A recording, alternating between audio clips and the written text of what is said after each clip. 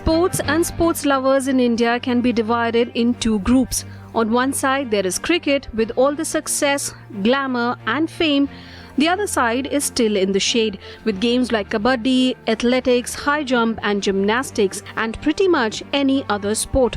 There are many reasons for this division. If we take a look at the current situation of sports in the country, India has won only one individual gold medal in the history of its Olympic Games participation since 1980. Abhinav Bindra won a gold in the 2008 Games in the 10-meter air rifle event.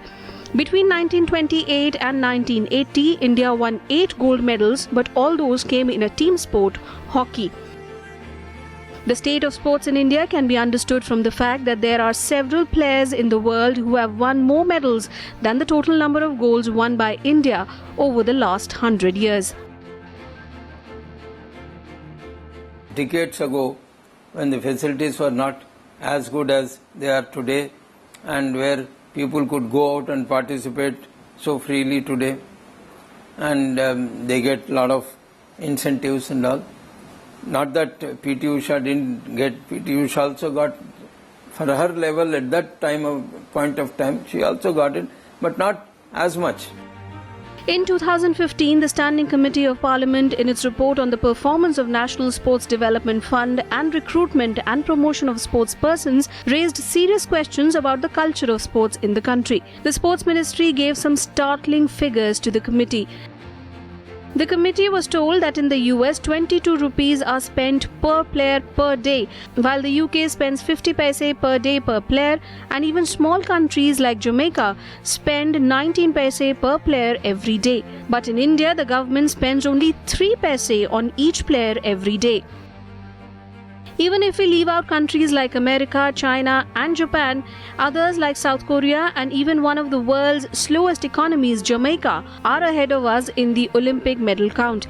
The reason is clear: their terrific sports culture. In these countries, players are shortlisted and raised under government supervision since childhood. Experts believe that in India, the responsibility of grooming players from a young age has been given to states, and only when a player gets ready for the international level does he get central assistance. Government has to formulate a policy. They have to ensure every school which is coming up should have a good grounds, sports area. Every school should have compulsory sports periods.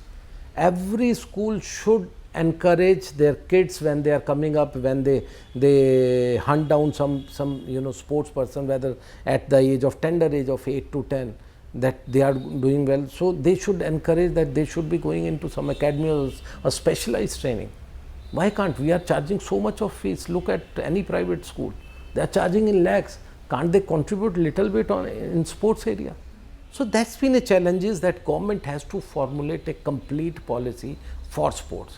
If we do that, we'll be at the top. There is nothing that can stop us from becoming like China. Also, from an investment point of view, India's condition is worrisome. The Standing Committee of Parliament says that public enterprises are not contributing in the National Sports Development Fund or NSDF, which is involved in promoting sports. The report says there is confusion about CSR and NSDF, with companies spending money meant for NSDF in the name of CSR. The committee also found that public sector companies and banks spend money on small internal events in the name of sports. This money is spent on parties, clubs, and small matches, even as it is supposed to be spent on players. The committee had sought responses from the Ministry of Sports. The ministry accepted that compared to India's population, the country's performance in sports has been poor, and that there is a lack of facilities, equipment, medicines, and even experts.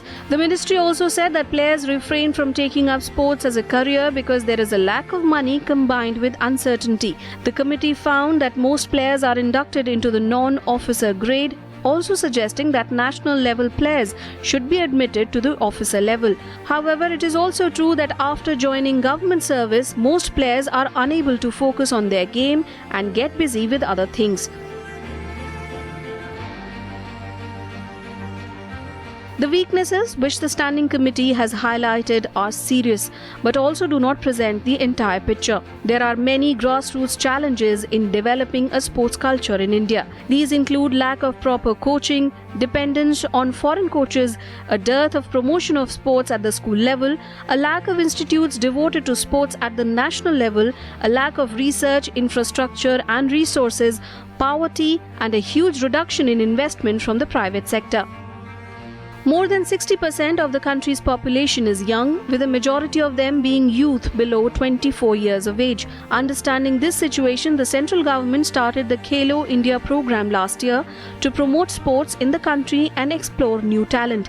The government expects that this scheme will not only change the mindset of people towards sports in the country, but also help bring medals at the international level. Bureau Report, Rajya Sabha TV.